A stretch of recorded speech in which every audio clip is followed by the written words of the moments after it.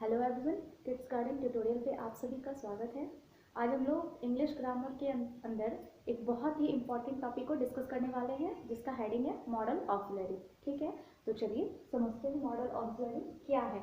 और आज की ये वीडियो अगर आप पूरा देख लेते हैं तो मुझे ऐसा लगता है कि अब आपको कंसेप्ट में कहीं कोई दिक्कत नहीं होगी। ठीक है, तो आप लोग पूरा वीडियो जरूर देखिएगा। तो चलिए देखते हैं पहले कि मॉडल ऑक्सिलरी है क्या। अगर मैं आपसे पूछूं कि मॉडल ऑक्सिलरी क्या है तो आप मुझे बता दोगे कि कैन है, कुड है, मे है, माइट है, शेल है, बहुत सारे आप बता दोगे। ठीक है, तो ये सारे तो उसके एग्जाम्पल्स हैं कि ये मॉडल ऑक्सिलरी कौन से हैं। ठीक है, पर सबसे पहले हम समझते हैं कि मॉडल है क्या। ठीक है, उसकी क्या यूज़ है, क्यों ज़रूरत है उनकी। ठीक है, तो चलिए देखते हैं। यहाँ आप देख सकते हैं a modal verb is used in a sentence as an helping verb. ठीक है, मॉडल्स जो है सेंटेंस में प्रयोग किए जाते हैं किसके जैसे, तो हेल्पिंग वर्ब के जैसे। ठीक है, टू एक्सप्रेस समवन्स मूड, ये किसी के क्या बताते हैं कि मूड को बताते हैं, यानी उसकी जो अवस्था है अभी वो कैसी अवस्था है, यानी वो क्या कह रहे हैं, उनके मन का भाव क्या है। ठीक है, तो इसीलिए मेनली मॉडल्स का इस्तेमाल किया जाता है। ठीक है, कि मूड उनका क्या है, जो कह रहा है सेंटेंस को, उनके मन का क्या भाव आ रहा है। ठीक है, तो अब आप कहेंगे कैसे इस बात को समझे, तो यहाँ पर देखिए मैंने यहाँ पे आपको दो एग्जाम्पल लिए हुए हैं। आप पहला एग्जाम्पल देख सकते हैं कि you should take medicine in time. ठीक है, you should take medicine in time. अगर मैं इसकी हिंदी की बात करूं तो इसका हिंदी हो जाएगा कि आपको जो है समय पर दवा लेनी चाहिए। ठीक है, इसके साथ ही मैंने एक और सेंटेंस यहाँ पे लिया है, you must take medicine in time.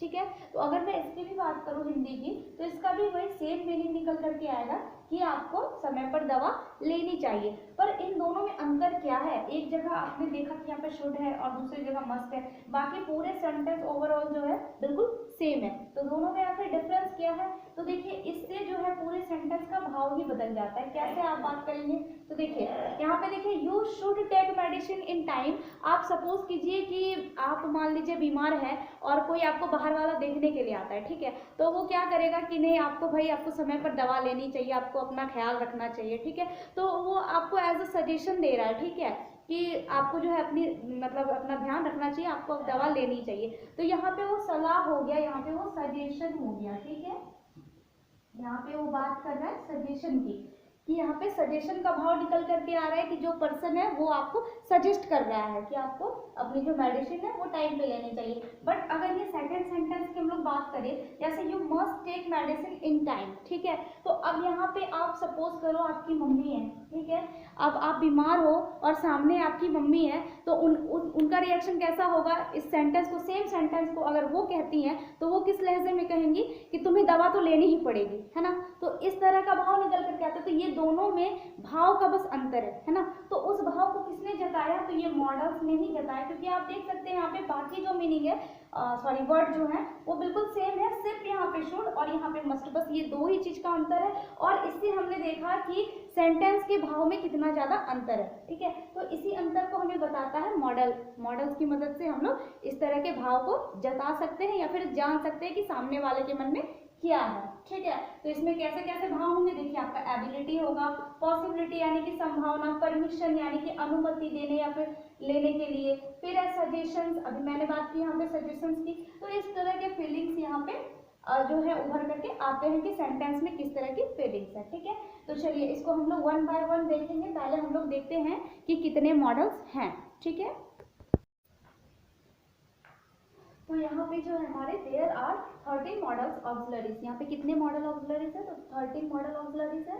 कौन कौन से हैं, तो देखिए यहाँ पे can, could, may, might, shall, should, will, would, must, use to, ought to, dare and need. ठीक है, तो ये आपके टोटल 13 मॉडल ऑक्सिलरीज है और सबको अभी हम वन बाय वन करके देखेंगे। ठीक है, तो उसके पहले हम लोग ये समझ लें कि ये ऑक्सिलरी मॉडल ऑक्सिलरीज जो हम लोग यूज करेंगे तो इसका स्ट्रक्चर कैसा होगा, कहाँ पे हम लोग इसको यूज करेंगे और कैसे यूज करेंगे। ठीक है, तो इसका स्ट्रक्चर आप यहाँ पे देख सकते हैं। सबसे पहले तो सेंटेंस में आपका सब्जेक्ट आएगा।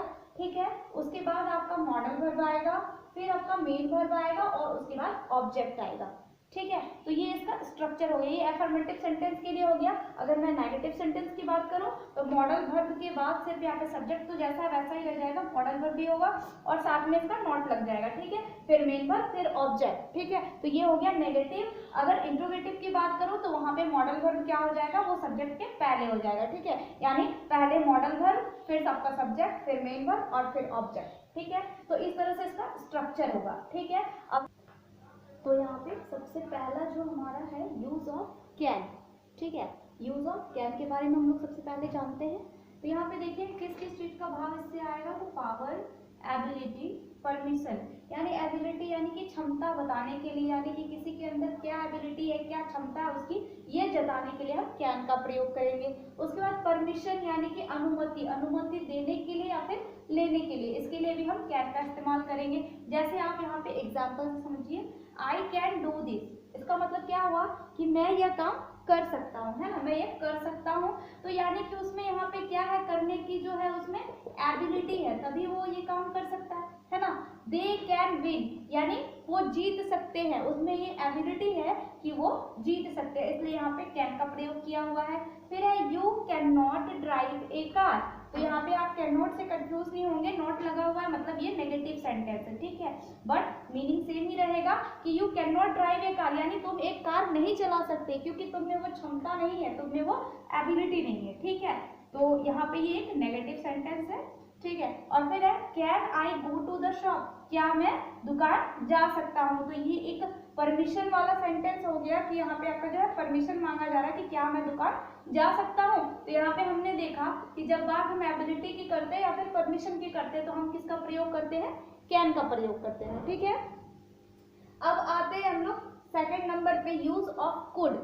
कुड का प्रयोग हम लोग देखते हैं। तो यहाँ देखिए आप, पास्ट टेंस ऑफ कैन, यानी कि कुड जो है ये क्या है, पास्ट टेंस ऑफ कैन है, यानी कैन का ये पास्ट फॉर्म है, ठीक है। तो अब इसके अंतर्गत क्या क्या है, देखिए सबसे पहला आता है हमारा पास्ट एबिलिटी, यानी हम भूतकाल की चीजों को, भूतकाल की क्षमता को बताने के लिए हम कुड का इस्तेमाल करते हैं। जैसे यहाँ आप एग्जाम्पल से देखिए कि when I was young I could run a mile, ठीक है, यानी कि जब मैं जवान था तो मैं 1 मील तक दौड़ सकता था, ठीक है। तो ये पास्ट की एबिलिटी है, मान लीजिए अभी वो बूढ़ा हो चुका है और वो क्या कर रहा है, अपने पहले की बातें बता रहा है कि जब मैं जवान था तो मैं 1 माइल तक दौड़ सकता था। तो यहाँ पे उन्होंने पास्ट एबिलिटी को बताने के लिए किसका इस्तेमाल किया गया है, कुड का इस्तेमाल किया गया है, ठीक है। सेकंड हमारा है कि पोलाइट रिक्वेस्ट, जब हमें बहुत ज़्यादा मतलब कि पोलाइट रिक्वेस्ट करनी हो तो उसके लिए हम लोग जो है ना कुड का इस्तेमाल करेंगे, ठीक है।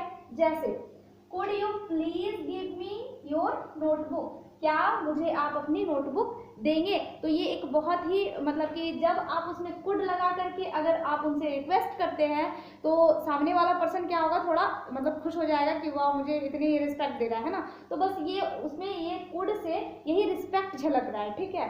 तो यहाँ पे जो ये उसको पता लगेगा कि नहीं मुझसे ये बहुत पोलाइटली बात कर रहा है, तो शायद वो खुश होकर के आपको नोटबुक दे भी दे, ठीक है। तो यानी कि हमें क्या पता चला कि जब हमें पोलाइट रिक्वेस्ट करनी हो तो हमें वहाँ पे कुड का इस्तेमाल करना है, ठीक है।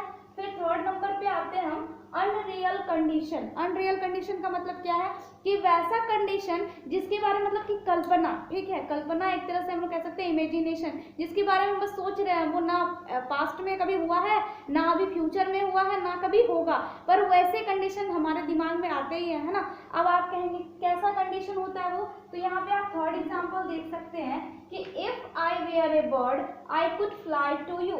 इसका मतलब क्या हुआ कि अगर मैं एक पक्षी होती या काश मैं एक पक्षी होती तो मैं तुम्हारे पास उड़ करके आ जाती, है ना।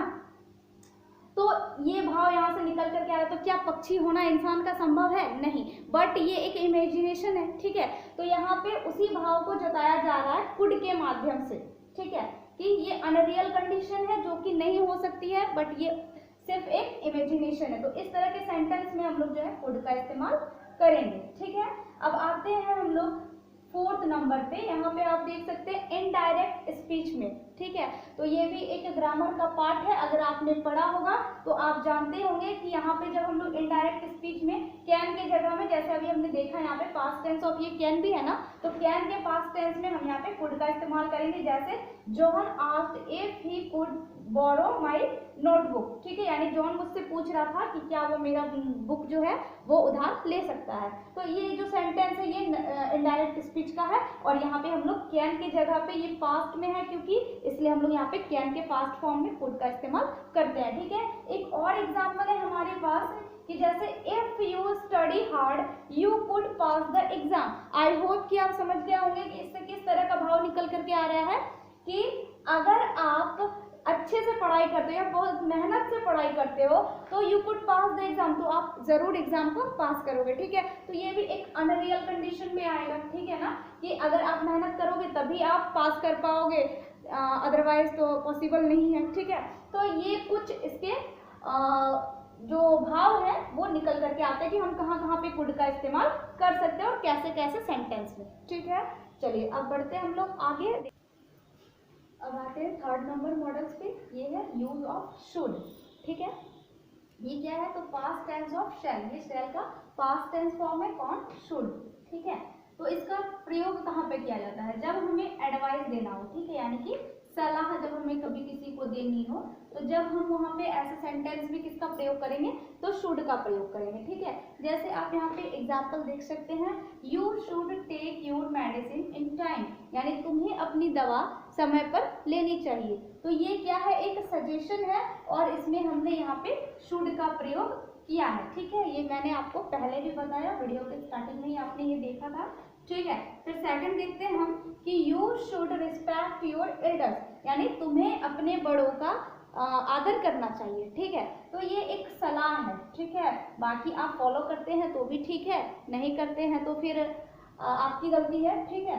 तो जो भी है, तो यहाँ पे हम जो है सलाह देने के लिए किसका यूज करेंगे, तो शुड का यूज करेंगे, ठीक है। और फिर इसके साथ ही हम मस्ट देखते हैं, ठीक है। फोर्थ नंबर है हमारा यूज ऑफ मस्ट, ठीक है। तो बहुत सारा मतलब होता है लोगों को कि इन दोनों में कंफ्यूजन हो जाता है कि कहाँ पे शुड होना चाहिए, कहाँ पे मस्ट होना चाहिए, ठीक है। तो दोनों के भाव अलग अलग है, चलिए देखते हैं। यहाँ पे देखिए सर्टेनिटी, ठीक है, यानी कि जब किसी काम की आपको लगे कि नहीं ये निश्चित रूप से होगी, ठीक है, तो उस टाइम पे जो हम लोग है मस्ट का प्रयोग करते हैं। जैसे he must not complete it in time, यानी वह जरूर इसे समय पे पूरा नहीं करेगा। जब आपको ऐसा लगे कि मतलब कि आप उसका जो भी है मतलब कि आप उसको देख करके ऐसा अनुमान लगा पा रहे हैं कि वो जो है अपना काम समय पे पूरा नहीं करेगा, तो यहाँ पे इस चीज की निश्चितता है, ठीक है। तो इसलिए आप यहाँ पे किसका प्रयोग करेंगे, मस्ट का प्रयोग करेंगे, ठीक है। सेकंड देखते हैं हमारा कि मॉरल ऑब्लिगेशन, ठीक है, यानी कि नैतिक कर्तव्य की जब हम बात करें, ठीक है। जैसे we must respect our elders, ठीक है, कि हमें जो है हमारे बड़ों का क्या करना चाहिए, आदर करना चाहिए, ठीक है। तो यहाँ पर देखिए ये दोनों सेंटेंस मैंने यहाँ पे भी यूज किया है, सेम है, ठीक है, सिर्फ मॉडल्स अलग अलग है, ठीक है। तो अब दोनों के भाव में क्या अंतर होता है, मान लो कि आपको कोई बगल वाला या आपका फ्रेंड कोई भी है, तो वो अगर आपको सजेस्ट करेगा कि you should respect your elders, तो वो वहाँ पे शुड का इस्तेमाल करेगा, ठीक है। बट जब मान लो कि आप स्कूल में हो और आपको मॉरल साइंस पढ़ाई जा रही हो और उस समय आप कुछ ऐसी चीजें पढ़ रहे हो जहाँ से ये भाव निकल के आया और टीचर ने आपको वहाँ पे समझाया, तो वो क्या वहाँ पे शुड का इस्तेमाल करेंगे, नहीं, वो वहाँ पे किसका इस्तेमाल करेंगे, मस्ट का प्रयोग करेंगे, क्योंकि ये निश्चित रूप से होना ही चाहिए, ठीक है। और मॉरल एजुकेशन की वैल्यूज बताना वो टीचर का मतलब कि नैतिक दायित्व भी है, ठीक है। तो वो वहाँ पर किस चीज का प्रयोग करेंगे, तो मस्ट का प्रयोग करेंगे, यानी we must respect our elders, हमें अपने बड़ों का जो है जरूर आदर करना चाहिए, ठीक है। तो दोनों के भाव में थोड़ा सा डिफरेंस है, ठीक है। अब आते हैं हम लोग थर्ड नंबर पे, यहाँ पे है कि you must take your medicine in time, ये भी सेम है जो मैंने शुड में बताया था, और फिर यहाँ पे आप मस्ट में भी देख सकते हैं। पर जैसा कि मैंने शुरू में ही बताया कि दोनों में क्या डिफरेंस है कि कहने वाला कौन है इस पे डिपेंड करता है, ठीक है। अगर आपका कोई थर्ड पर्सन है तो वो क्या करेगा आपको मतलब कि एज अ सजेशन वो आपको कहेगा वहाँ पे शुड लगा करके। बट अगर आपका कोई फैमिली मेंबर है, आपकी मम्मी है, तो वो वहाँ पे ये नहीं कहेगी कि आपको दवा समय पर लेना चाहिए, वो तो कहेगी उस समय कि तुम्हें दवा लेनी ही पड़ेगी, ठीक है। तो दोनों के भाव में थोड़ा सा डिफरेंस है, और इसी ये जो है हमें कौन बता रहा है, एक मस्ट और ये यहाँ पे शुड, ठीक है। तो चलिए अब देखते हैं आगे, चलिए आते हैं अब मॉडल नंबर 5 में यूज ऑफ मे, ठीक है। अब मे के बारे में हम लोग जानते हैं, तो सबसे पहला हमारा पॉसिबिलिटी, यानी कि जब भी कोई संभावना हो उसको हमें व्यक्त करना होगा सेंटेंस में, तो हम वहाँ पे मे का प्रयोग करेंगे। जैसे कि एग्जाम्पल है इसका, इट मे रेन टुडे, यानी आज वर्षा हो सकती है, पर इसकी कोई गारंटी नहीं है ना, ये पॉसिबिलिटी है। मतलब कि हम लोग जो है, मान लीजिए बादल छाए हुए हैं आसमान में, तो उसको देख करके हम एक अनुमान लगा सकते हैं, बट ये जरूरी नहीं है कि बारिश हो ही, ठीक है। तो यहाँ पे इस तरह की पॉसिबिलिटीज को हमें अगर बताना हो तो हम सेंटेंस में मे का प्रयोग करते हैं, ठीक है। फिर सेकंड है हमारा कि परमिशन। देखिए परमिशन जब भी मतलब कि बहुत पोलाइट रिक्वेस्ट एक तरह से हो गया इसमें, कि जब हमें परमिशन लेनी हो, और परमिशन के लिए हम यहाँ पे किसका यूज कर रहे हैं, तो मे का। जैसे कि आपने ये सेंटेंस है तो आप बहुत ज़्यादा परिचित होंगे और आप यूज भी किए होंगे, ठीक है। जैसे स्कूल में आप जो है बाहर अगर आपको जाना हो क्लास से, तो आप क्या बोलते हैं कि मे आई गो आउट सर, मे आई कम इन सर, है ना। तो ये वर्ड आपने सुना होगा, ठीक है। तो वहाँ पे हम लोग क्या करते हैं कि सर से परमिशन पहले लेते हैं, तभी हम लोग क्लास से बाहर जाते हैं या फिर क्लास के अंदर आते हैं। तो वहाँ पे हमने परमिशन लेने के लिए मे का इस्तेमाल किया, ठीक है। अब इसके पहले हमने कैन में भी देखा था कि परमिशन लेने या देने के लिए कैन का भी प्रयोग किया जाता है, ठीक है। तो अब आप यहाँ पे कंफ्यूज होंगे कि हम कहाँ पे कैन लगाए और कहाँ पे मे लगाए, है ना।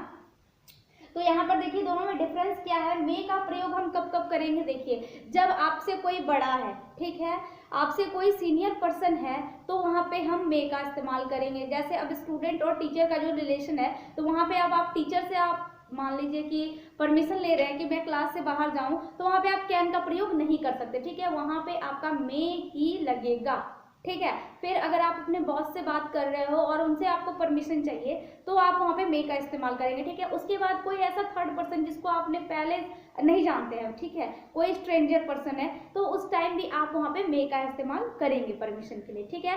अब बात करें कि हम कैन कहाँ पे यूज कर सकते हैं, तो कैन जैसे कि आप देखिए अपने फ्रेंड से जब आप बात करेंगे, तो वहाँ पे आप उतना उसको मतलब कि भाव नहीं देंगे, है ना, जो मतलब कि कुछ भी चलता है फ्रेंड्स में, तो वहाँ पे आप कैन का इस्तेमाल कर सकते हैं दोस्तों के साथ में, ठीक है। तो ये दोनों के बीच का डिफरेंस था, ठीक है। यानी हमसे जब भी बड़े हो और हमें उनसे परमिशन लेनी या फिर देनी है, तो फिर हमें वहाँ पे क्या करना है कि मे का इस्तेमाल करना है, ठीक है। तो ये हमने समझा परमिशन को। अब थर्ड है हमारा कि विश ब्लेसिंग्स, यानी जब हम किसी के लिए कोई विश करते हैं, इच्छा करते हैं, ठीक है, या फिर ब्लेसिंग्स, किसी को ब्लेसिंग्स देनी हो, आशीर्वाद देना हो। जैसे कि एक एग्जांपल आप यहाँ पे दे सकते हैं, मे यू लिव लॉन्ग, यानी आपकी उम्र लंबी हो, ठीक है। तो यहाँ पे हम ब्लेसिंग्स भी कह सकते हैं या फिर विश भी कह सकते हैं। तो इस तरह के सेंटेंस में हम लोग मे का इस्तेमाल कर सकते हैं, जैसे मे गॉड ब्लेस यू, ठीक है। तो इस तरह के सेंटेंस में हम लोग मे का इस्तेमाल करेंगे, ठीक है। तो ये हो गया यूज ऑफ मे।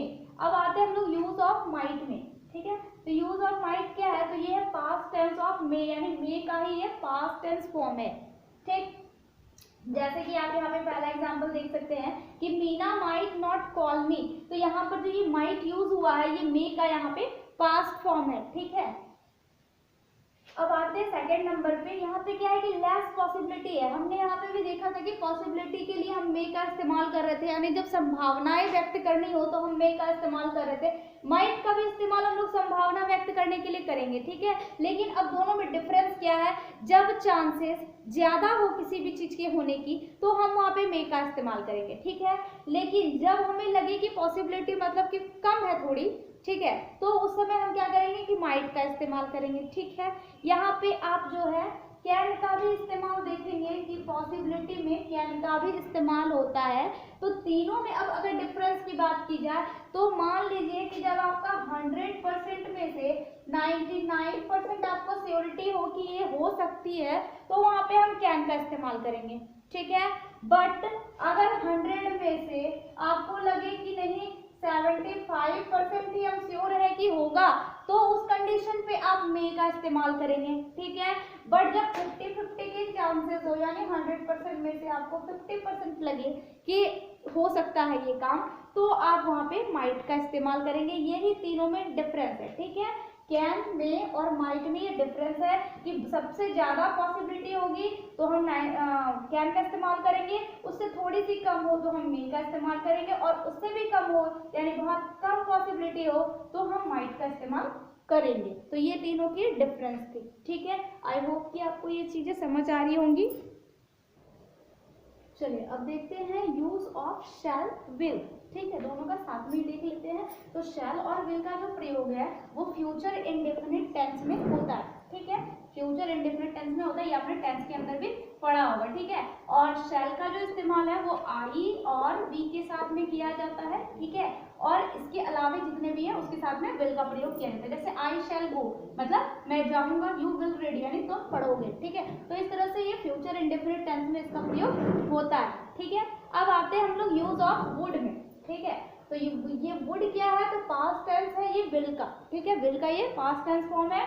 तो इसमें क्या क्या है, देखिए पास्ट हैबिट को बताने के लिए, यानी कि भूतकाल में आपकी जो कुछ आदतें हैं उसके बारे में अगर आप आज के डेट में बता रहे हो तो वहां पे आपको वुड का इस्तेमाल करना है। जैसे यहाँ पे आप एग्जाम्पल देखिए, I would run through out the मीडो all day long, यानी कि मैं जो है पहले पूरे दिन जो है क्या कर सकता था, तो मैदानों में पूरा मैदान वो दौड़ सकता था, पूरे मैदान में मैं दौड़ सकता था। तो ये आपके मतलब पास्ट टाइम के जो हैबिट्स है वो आप अभी अगर बता रहे हो तो वहाँ पे आप किसका इस्तेमाल करेंगे, तो वुड का इस्तेमाल करेंगे। ठीक है, फिर है बात पॉसिबिलिटी। तो पॉसिबिलिटी की फिर जब संभावना की बात हो तो भी हम वहाँ पे वुड का इस्तेमाल करेंगे। जैसे he would be a better person. ठीक है, यानी वो एक अच्छा आदमी हो सकता है। ठीक है, मान लीजिए कि उसका रहन सहन वगैरह देख करके अगर ऐसा लगे कि वो अच्छा इंसान हो सकता है, पर ये जरूरी नहीं है। ठीक है, तो ये एक संभावना है यहाँ पर कि आप बस उसको देख करके ये अंदाजा लगा पा रहे हैं कि वो एक अच्छा इंसान हो सकता है। तो यहाँ पे ये पॉसिबिलिटी है और इसके लिए हमने यहाँ पे वुड का इस्तेमाल किया है। ठीक है, अब आते हैं थर्ड पे कि पोलाइट रिक्वेस्ट। जब भी हमें पोलाइट रिक्वेस्ट करनी हो तो फिर हम वहाँ पे वुड का इस्तेमाल करेंगे। जैसे थर्ड नंबर पे देखिए आप कि would you like to have rice and curry in lunch, क्या आप लंच में राइस करी लेना पसंद करेंगे। ठीक है, तो यहाँ पर भी हमने देखा कि पोलाइट रिक्वेस्ट में किसका इस्तेमाल किया, हमने वुड का। अब आप कहेंगे कि इससे पहले हमने कुड में भी तो देखा कि पोलाइट रिक्वेस्ट हम कुड में भी देखा है ना, तो दोनों में क्या डिफरेंस है, कहाँ पे हम कुड का इस्तेमाल करेंगे और कहाँ पे हम वुड का इस्तेमाल करेंगे। ठीक है, तो ये चीज को समझने के लिए आप ये देखिए कि कुड जो है, वुड में क्या होता है कि एक इच्छा भी इसके साथ में निहित होती है। ठीक है, जैसे अगर हम बात कर रहे हैं इस एग्जांपल की कि would you like to have rice and curry in lunch, यानी क्या आप यहाँ पे एक रिक्वेस्ट भी है कि क्या आप खाएंगे, और दूसरा है कि आपकी इच्छा भी कि आपकी क्या इच्छा है कि आप राइस करी लंच में लेंगे। ठीक है, तो यहाँ पर इसके साथ में एक विश आ जाती है वुड के साथ में, जो कि कुड में नहीं होती है। ठीक है, और एक डिफरेंस कि जब आपको सेंटेंस दिया हो और आप कंफ्यूज हो कि कुड लगाए या फिर वुड लगाए, तो एक बात आप हमेशा याद रखिएगा, अगर सेंटेंस में लाइक टू लगा हुआ है तो वहां पर आपको वुड यूज करना है। ठीक है, वहां पे कुड नहीं करना है। ठीक है, तो ये आपका एक याद रखने वाली बात होगी, दोनों में क्या डिफरेंस है। ठीक है, तो आई होप कि अब आप अच्छे से कर पाएंगे, दोनों में आप कंफ्यूज अब नहीं होंगे। ठीक है, चलिए अब देखते हैं यूज ऑफ यूज्ड टू। ठीक है, तो यूज्ड टू का प्रयोग कहाँ करेंगे, जब रेगुलर जॉब हमें दिखाना हो। ठीक है, रेगुलर जॉब यानी वैसा काम जो हो रहे हैं कंटिन्यू। ठीक है, तो उस कंडीशन पे हम लोग जो है यूज टू का प्रयोग करेंगे। जैसे she use to share her tiffin with me. देखिए यहाँ पे पास्ट टाइम की भी बात हो रही है और एक एग्जांपल जो मैंने दिया ये प्रेजेंट टाइम भी है। ठीक है, यानी चीजें चल रही है। ठीक है, जैसे कि she use to share her tiffin with me, यानी वो मेरे साथ अपना टिफिन शेयर किया करती थी। ठीक है, तो यहाँ पे क्या है, उसकी ये हैबिट थी कि वो अपना टिफिन जो है मेरे साथ शेयर किया करती थी। और ये देखिए किया करती थी का मतलब है ऐसा नहीं है कि वो एक दिन ये शेयर की उसके बाद फिर नहीं की। ठीक है, यानी वो मतलब कि कंटिन्यू शेयर करती थी हमेशा। ठीक है, तो यहाँ पर इसलिए हम इसको रेगुलर जॉब कह सकते हैं। ठीक है, उसके बाद दूसरा जो एग्जाम्पल हमारा कि I use to carry a water बोतल। ठीक है, यानी मैं अपना वाटर बोतल हमेशा कैरी किया करता हूँ। ठीक है, यानी मैं जब भी कहीं जाता हूँ तो मैं अपने साथ अपना वाटर बोतल ले जाया करता हूँ। तो ये क्या है कि ऐसा नहीं है कि मैं सिर्फ आज ही ले जा रहा हूँ, मैं ये अक्सर किया करता हूँ। तो ये रेगुलर जॉब है। इस तरह की सेंटेंस में हम किसका प्रयोग करेंगे, तो यूज टू का प्रयोग करेंगे। ठीक है, इसके साथ ही हम देखते हैं use of ought to. Use of ought to, तो आउट टू मीन्स शुड, यानी आउट टू का मतलब क्या है, शुड ही है। यानी जहाँ पे हम लोग शुड का प्रयोग करते थे वहां पे हम लोग जो है आउट टू का प्रयोग कर सकते हैं। We can use ought to instead of should, हम लोग शुड के स्थान पर आउट टू का भी प्रयोग कर सकते हैं। ठीक है, यानी दोनों लगभग सेम मीनिंग है दोनों का। ठीक है, तो इसके एग्जाम्पल आप देख सकते हैं कि we ought to help one another, हमें एक दूसरे की मदद करनी चाहिए, या फिर you ought to work hard to succeed, यानी तुम्हें सफल होने के लिए मेहनत करनी चाहिए, ठीक है। तो ये हो गया आपका आउट टू, यानी कि जहाँ पे शुड का प्रयोग है वहाँ पर हम आउट टू यूज कर सकते हैं, ठीक है। चलिए अब देखते हैं यूज ऑफ डेयर, ठीक है। तो यहाँ पे देख सकते हैं आप कि dare means to have the courage to do something, यानी डेयर का मतलब क्या होता है कि कुछ करने का साहस, ठीक है, यानी कुछ करने का साहस डेयर का मीनिंग हो गया, ठीक है। अब ये जो डेयर है ये देखिए आपका ऑक्सिलरी भी है, ठीक है, ऑक्सिलरी भी है, और ये आपका मेन वर्ब की तरह भी यूज होता है, ठीक है, ये दोनों ही है, ठीक है, ऑक्सिलरी भी है और ये मेन वर्ब की तरह भी यूज होता है, ठीक। तो अब अगर आपको जब ये कैटेगराइज करने की बात हो कि कब हम इसको ऑक्सिलरी की तरह यूज कर सकते हैं और कब इसको मेन वर्ब हम कह सकते हैं, तो यहाँ आप पहला एग्जांपल देख सकते हैं कि how dare you do that, ठीक है, यानी तुम्हें ऐसा करने की हिम्मत कैसे हुई। तो इस तरह के सेंटेंस में यानी कि यहाँ पे आपका जो ये है कैसा सेंटेंस है ये, तो ये एक इंट्रोगेटिव सेंटेंस है ना। तो जब भी ये इंट्रोगेटिव और नेगेटिव में हो तो ये क्या होगा, ये मॉडल होगा उस समय। लेकिन आप यहाँ पे दूसरा एग्जांपल देख सकते हैं कि don't dare to tell him, यानी उसे ऐसा कहने की तुम्हारी हिम्मत कैसे हुई, या फिर हिम्मत मत करना, ठीक है, यानी तुम उसे ऐसा करने की हिम्मत मत करना। तो यहाँ पे ये देख जो है ना मेन वर्ब की तरह यूज होता है। सेम चीज है नीड के साथ भी, ये भी जो है मॉडल ऑक्सिलरी भी है और साथ में ये मेन वर्ब भी है। नीड का मीन्स है कि रिक्वायर्ड, ठीक है, जरूरत। तो जैसे कि आप इसका एग्जांपल देख सकते हैं, आई नीड योर हेल्प, यानी मुझे तुम्हारी मदद की जरूरत है। दूसरा example, he needs to talk to his father, यानी उसे अपने पापा से बात करने की जरूरत है। तो यहाँ पर जो पहला वाला सेंटेंस है उसमें जो आपका नीड होगा ये आपका है मॉडल, ठीक है, लेकिन जो आप सेकंड देख रहे हैं कि he needs to talk to his father, तो यहाँ पे ये आपका मेन वर्ब हो जाएगा, ठीक है। तो ये आपका जो है मॉडल्स के साथ में मेन वर्ब भी था। तो ये आपके पूरे मॉडल्स के जो कुछ रूल्स थे। आई होप कि आपको सारे जो भी कंफ्यूजन होंगे वो सारे क्लियर हो गए होंगे। वीडियो पसंद आया तो प्लीज़ वीडियो को लाइक कीजिएगा, शेयर कीजिएगा, एंड चैनल पे नए हैं तो सब्सक्राइब जरूर कर लीजिएगा एंड बेल आइकन प्रेस कर दीजिएगा ताकि आपको वीडियो की नोटिफिकेशन मिलती रहे। Thank you for watching.